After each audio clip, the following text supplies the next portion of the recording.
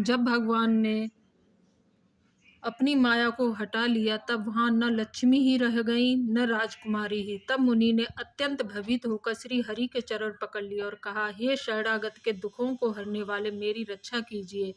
हे कृपाल, मेरा शाप मिथ्या हो जाए। तब दीनों पर दया करने वाले भगवान ने कहा, यह सब मेरी ही इच्छा से हुआ है। मुनि ने कहा, मैंने आपको अनेक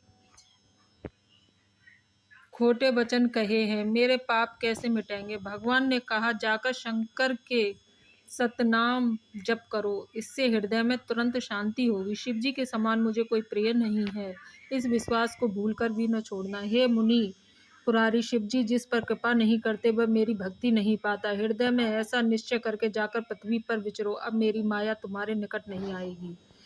बहुत प्रकार से मुनि को समझा बुझाकर ढाढ़स देकर तब प्रभु अंतर्धान हो गए और नारद जी श्री रामचंद्र जी के गुणों का गान करते हुए सत्यलोक ब्रह्मलोक को चले। हरिगण मुनि जात पत देखी, विगत मोह मन हर्ष विशेषी। अति सभीत नारद पहे आए, गए पद आरत वचन सुनाए।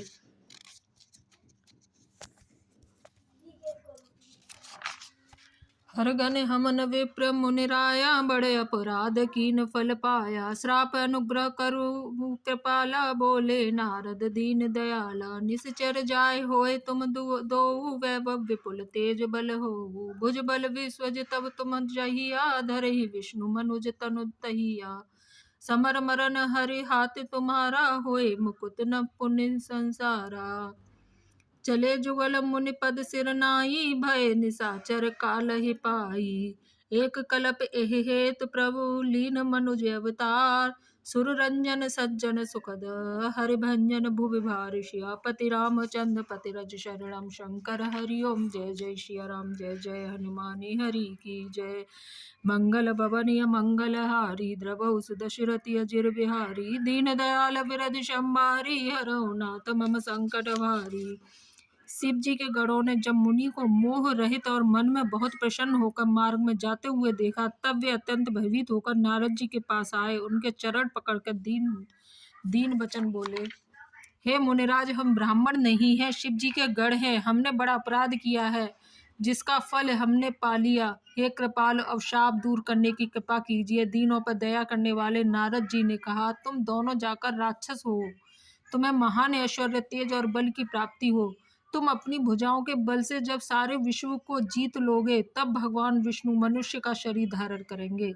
युद्ध में श्री हरि के हाथ में तुम्हारी मृत्यु होगी, जिससे तुम मुक्त हो जाओगे और फिर संसार में जन्म नहीं लोगे।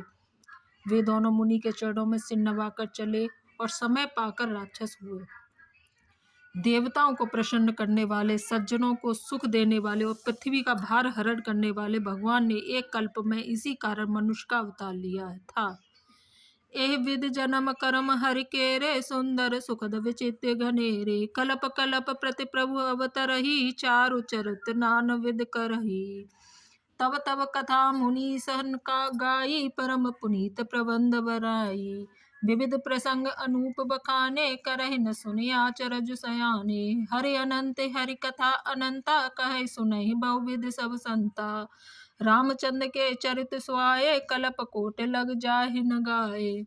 यह प्रसंग में कहा भवानी, हर माया मोहि मुनि ज्ञानी। प्रभु कौतुकी प्रणति हितकारी, सेवत सुलभ सकल दुखहारी।